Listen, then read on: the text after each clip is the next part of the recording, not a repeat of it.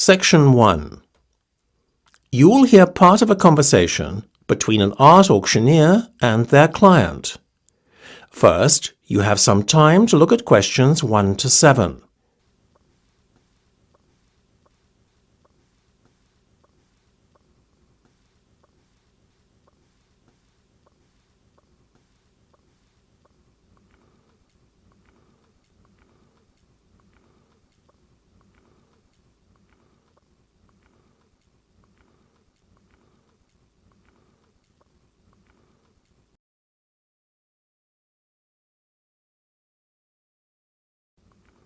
You will see that there is an example that has been done for you. On this occasion only, the conversation relating to this will be played first. Good afternoon, madam. Yes, I see you successfully bid for lot 2374. Good afternoon. Yes, that's correct. The lot number of the auctioned article is 2374. So you write 2374 in the space provided. You should answer the questions as you listen, because you will not hear the recording a second time. Listen carefully and answer questions 1 to 7. Good afternoon, madam. Yes, I see you successfully bid for lot 2374. Good afternoon. Yes, that's correct. I hope you are satisfied with your purchase? If I may say so myself, I think you got a real bargain. What you paid is not much above the original reserve price of £300. I love P.J. Browning's work, and to be honest, I was prepared to pay a lot more. I'd decided beforehand that £500 would be my limit, so getting it £150 cheaper than I was prepared to pay for it was a wonderful surprise. I have to say that 17th century paintings of rural English scenes like this one are rather underrated.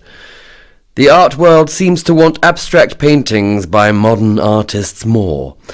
Geometric designs seem to be the trend today. Not my taste at all. I have a more conservative taste when it comes to art. The painting will blend in with my antique furniture at home. Well, I hope you have a big wall to put it on. Luckily, I'm very fortunate to live in a rather large country house. What are the exact measurements of the painting, by the way? The width is 1.5 metres, and the height is 1 metre. Without the frame, that is. If you include the gilt-covered frame, which is quite large to balance the size of the painting, you can add on another 0.5 metres for the width and the same again for the height, obviously. That shouldn't prove too much of a problem. I'm just happy I managed to win the bid for this wonderful painting. Before listening to the rest of the conversation, you have some time to look at questions 8 to 10.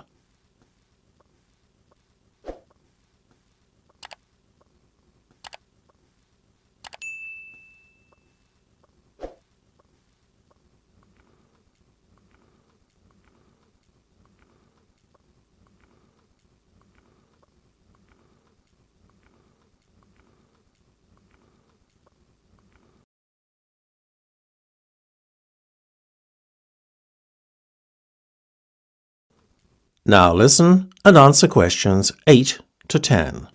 So, madam, I would just like to take down some details from you. OK, go ahead. I recognise your face as you've attended several of our auctions before, but I can't put a name to your face. Could you remind me of your name, please? Oh yes, it's Mrs. Bradwell Thompson. It's a double-barrelled surname, so you need a hyphen in between the two surnames, you see. So that's spelt Bradwell,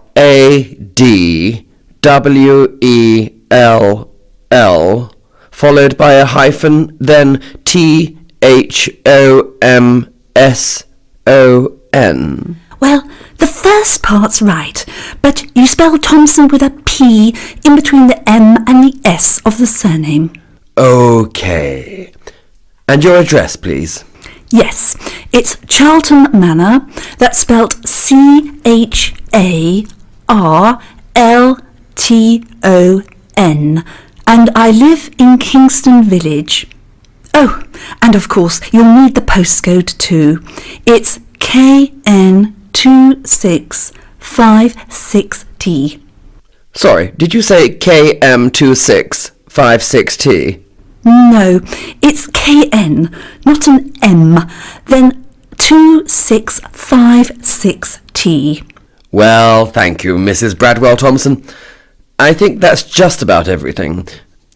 Oh, and I need to know when you would like the painting delivered. We deliver on Tuesdays and Fridays, the week following an auction. Well, I'm having a long weekend break in the Cotswolds, a charming area of England, you know, so this coming Friday would be impossible. How about next Tuesday? No problem at all, madam. So that'll be the 23rd of March. Superb, thank you.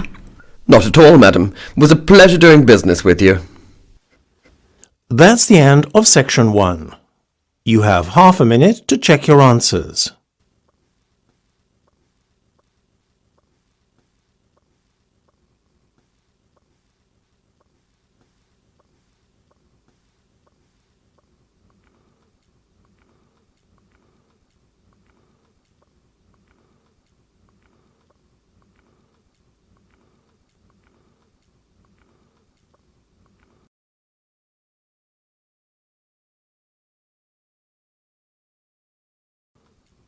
Now turn to section 2.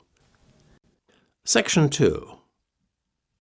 You will hear the curator of an art museum talking to a group of visitors who are visiting the museum for the first time.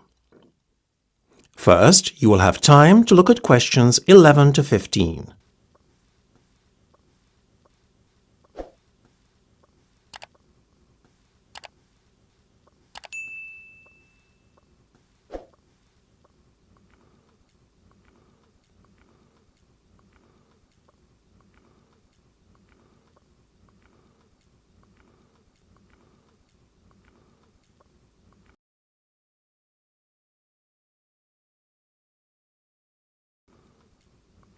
Now listen carefully and answer questions 11 to 15. A very good afternoon to you all, ladies and gentlemen.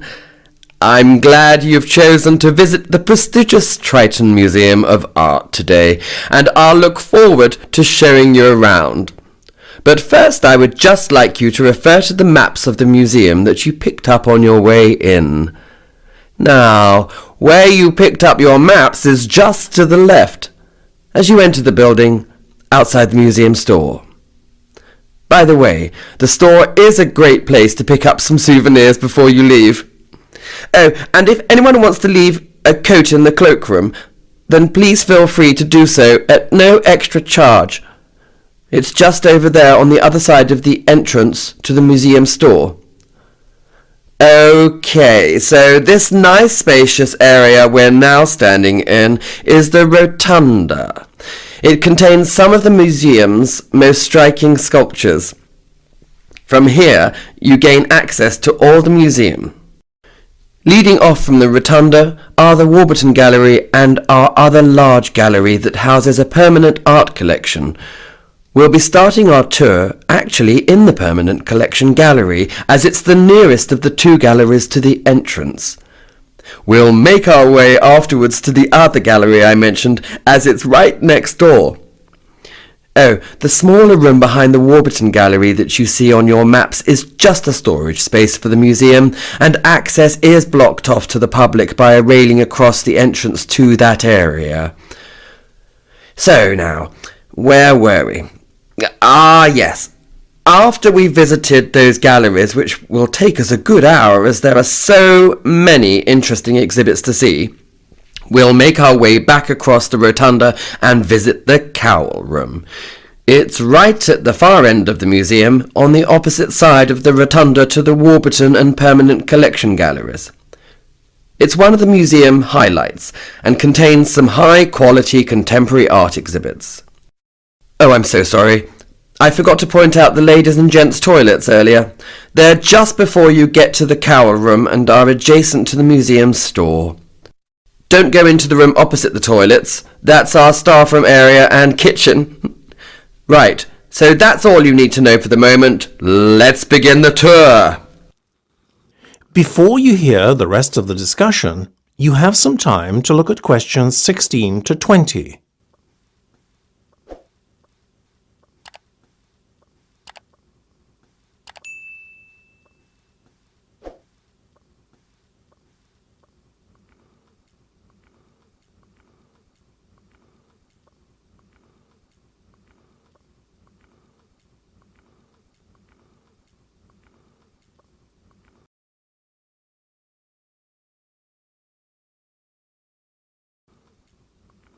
Now listen and answer questions 16 to 20. Well, I hope you all found the tour interesting. If any of you would like to become a patron of the museum, you can request information from the museum store. Being a patron entitles you to special discounts on visiting exhibitions and first refusal on tickets to special events. You will also be the first to know about our museum events, as you are automatically placed on the museum's mailing list. You can choose to become a gold, silver or bronze patron of the museum. Gold patrons are also permitted free entry for one accompanying guest. However, all patrons can receive year-round benefits that are not enjoyed by non-patrons. Having said all that, I would now like to announce some very special news. Next year will be our centenary celebrations. It's hard to believe it, but the museum was founded over 100 years ago. Accordingly, we will be seeing in the new year in style with a special masked ball. This has been organised in response to a special request from some of our patrons. Plans have yet to be finalised for this one-off event, but a themed masked ball has been suggested. The idea being that guests come in the guise of famous artists, past or present. One exciting event that has been confirmed is the Summer Garden Party. We are anticipating a lot of interest for this one, so it's best to book well in advance. Whilst the tickets are by no means cheap, we like to think that the price reflects the quality of the event. Amongst the many treats we have in store for you is a live orchestra playing in the museum's gardens, which are to the back of the main building. It is weather permitting, of course. Again, we are dependent on good weather in order for the barbecue to take place. Alternatively, a sit-down meal will be provided in the Cowl Room. Everything from the entertainment to the food is included in the ticket price, so there are no hidden extras. Now, having given you a roundup of the highlights of next year's social events, let's go on to the artistic highlights of next month. Coming up shortly is Ewan Bailey's newest installation, Light and Sound Waves. Always thought-provoking, his previous installations have been very well received. We will also have Hamish Barnes here for the first time as artist in residence. He will be encouraging visitors to adopt a more hands-on approach to art. Finally, last but not least, we will be exhibiting the work of Sean Long, who will be making his artistic debut. His work will be on show in the Warburton Gallery over the summer period. We are anticipating a large attendance at his exhibition. Well, that's all from me. I look forward to seeing you at one or maybe all of our events. It's certainly going to be an action-packed year for the museum, both culturally and socially. That's the end of section 2. You have half a minute to check your answers.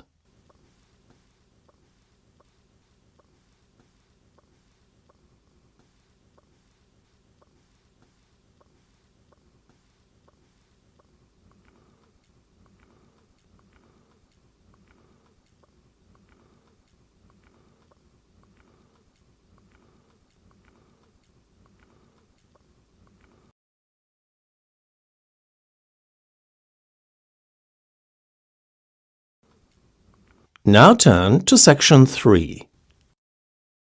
Section 3. You will hear part of a televised question and answer session between a celebrated art critic and 3 members of the public, following a talk on outsider art, First, you have some time to look at questions 21 to 25.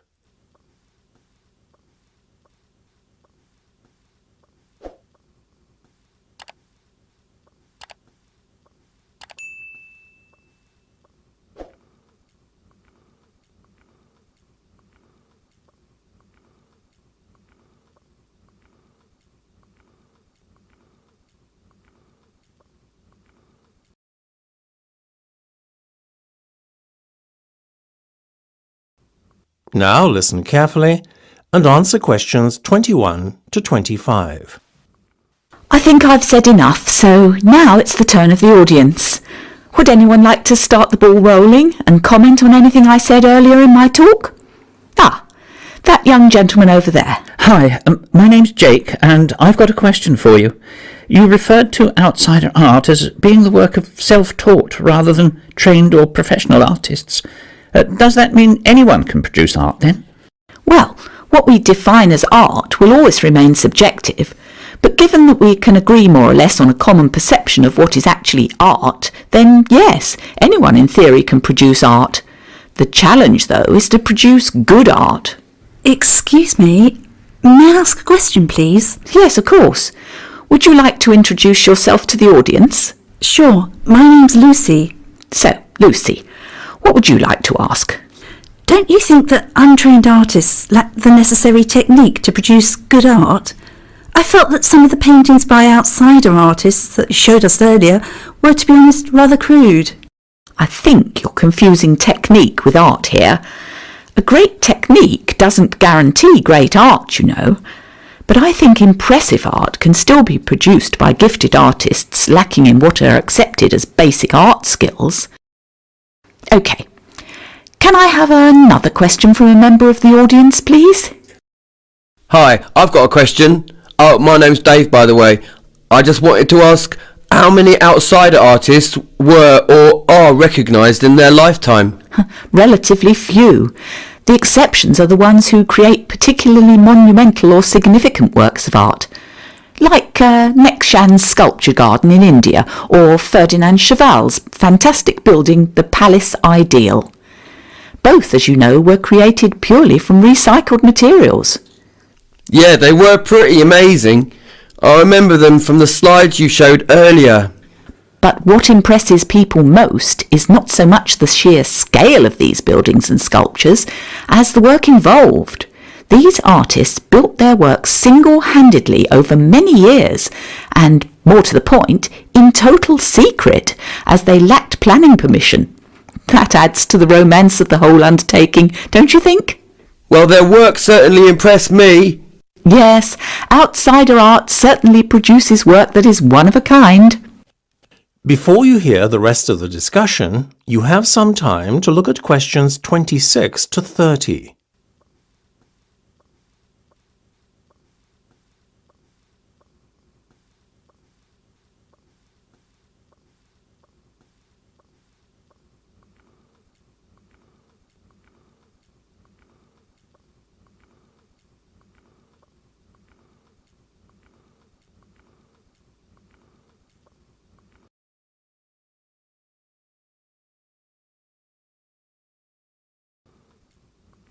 Now listen and answer questions 26 to 30. So, now I would like to post some questions to the audience.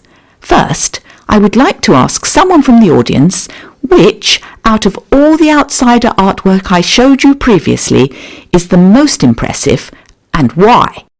Excuse me, may I? Oh, yes, hello again, Jake. So tell me, which artwork was your favourite? Well, funnily enough, the paintings by Adolf Wolfi. I know the perspective is crazy and all over the place, but the work is so detailed. Well, look at the great artists like Picasso and Matisse. Perspective or lack of it was never an issue with them. Oddly, whilst I appreciate that style in outsider art, I can't say the same for modern art. I guess it's because I don't approach the two art forms with the same set of expectations. Interesting. You mean you expect more of artists with obvious skill and a professional training like Picasso and Matisse? I guess so. You know, I expect modern artists to use conventions like perspective, at least. And another thing, I can't really understand why modern artists are often so highly acclaimed by critics, whilst outsider artists are virtually ignored. That's probably because they are generally not as skillful, I suppose. I take your point. I imagine that with the exception of outsider artists, you tend to like work by more traditional artists. I suppose. Like everyone, I can appreciate Renaissance art as exemplified by Da Vinci and Michelangelo. Amazing technique and all that. And I also understand the popularity of Impressionist artists too. One other question. What's your opinion of modern sculpture? Do you have the same opinion of modern sculpture as you do of modern painting? I think all sculptors have to be pretty skilled to work with materials like metal and stone, so I admire them in a way. But many modern sculptures, particularly public artworks, are often given praise I feel they don't deserve. You seem to have quite definite views about art. Well, it was most interesting hearing your views. That's the end of section 3. You have half a minute to check your answers.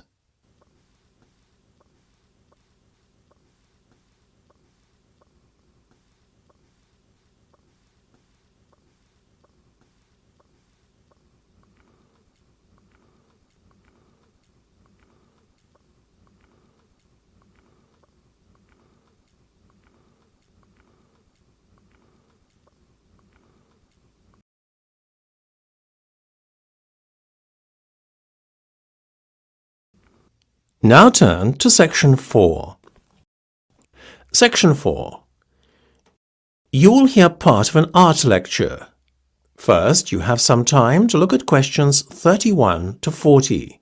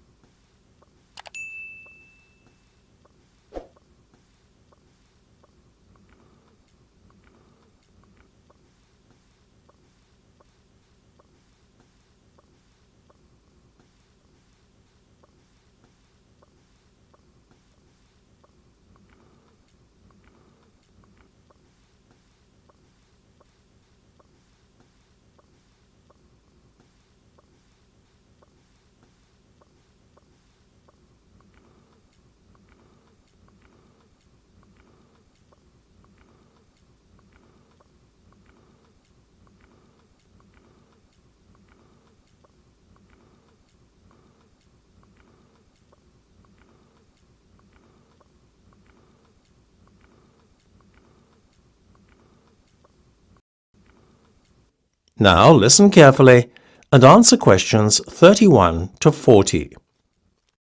I have just shown you all some slides of a very varied set of paintings. I noticed, as I was showing the slides, a few giggles in the audience and a few looks of dismay. I guess entitling my lecture Unconventional Art Geniuses was a bit misleading. When most of you were looking at the frankly basic colour use and rather primitive painting techniques, you probably were more than a little surprised. Well, I have a shock for you all. What I'm about to tell you next will help you understand the title of my lecture. All the slides I showed you previously are of artworks made by, wait for it, animals. Yes, I heard a few gasps in the audience when I said that. Whilst the artwork would be definitely primitive by human standards, when you consider that the artworks were executed by animals, then, well, they are frankly staggering. Nor were the artworks purely the work of our closest relatives, the apes. No, they were produced by animal artists drawn from a diverse pool of species, ranging from elephants to gorillas, birds and even sloths. In fact, in recognition of this, last year, London's Grant Museum of Zoology staged what organisers thought was the first interspecies show of paintings by animals. In the show, art was shown from an orangutan, a gorilla and an elephant. Whilst the gorilla and the orangutan produced works that bore a resemblance to the paintings of modern artists de Kooning and Klein, the elephant's work took a more figurative approach in the rendering of a flower pot. Now, before you all go thinking this is a revolutionary discovery, I would like to put the record straight. The contribution animals can make to the art world was highlighted as far back as the 1950s. In this decade, Desmond Morris, celebrated social anthropologist and author of bestsellers such as Body Watching and The Naked Ape, introduced Congo, the painting chimp, to the British public in a TV appearance. Back then, animal art makers were regarded as little more than a novelty. Today, however, animal artists are not viewed so much as novelties, but as sophisticated creators with skills and senses that they use to execute artworks in ways humans never can. As a result of animals being taken more seriously as creators of art, it has become commonplace today for zoos to provide materials to captive animals. The hope is that by giving animals the means to create art, they will be kept physically and mentally stimulated. Obviously, you can't give a lizard a paintbrush and expect it to draw. What the zookeepers do, though, is to give animals species-appropriate art materials and tools. For example, sloth bears, who feed by blowing away dirt from the forest floor to feed on termites, have been given a straw-like apparatus to blow paint onto a canvas. What is one of the most interesting discoveries to come out of all this, though, is the finding that animals voluntarily and instinctively participate in the creation of art. It seems, therefore, that animals derive as much pleasure as humans do in applying paint to canvas or making a clay or plasticine figure. The obvious conclusion to draw from all this is that there are more similarities between man and other animals than some of us might care to admit. However, just to satisfy the sceptics amongst you, there is something I would like to add. So far, the primate and elephant art that has been produced often bears an uncanny resemblance to Western art. Certain conventions are evident in the animal's art that suggests a degree of human intervention. As proof of this, an elephant named Boon Me was actually guided by a keeper who steered the animal's trunk to paint brushstrokes on a canvas. Nevertheless, we should keep an open mind about animal art, as there are just as many examples of artworks that have been completed by animals without human aid. That is the end of section 4. You now have half a minute to check your answers.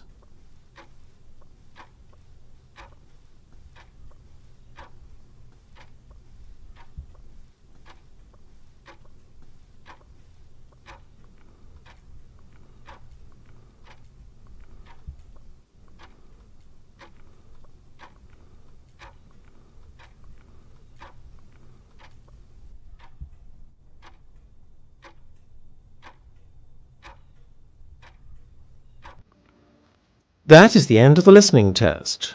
You now have 10 minutes to transfer your answers to the listening answer sheet.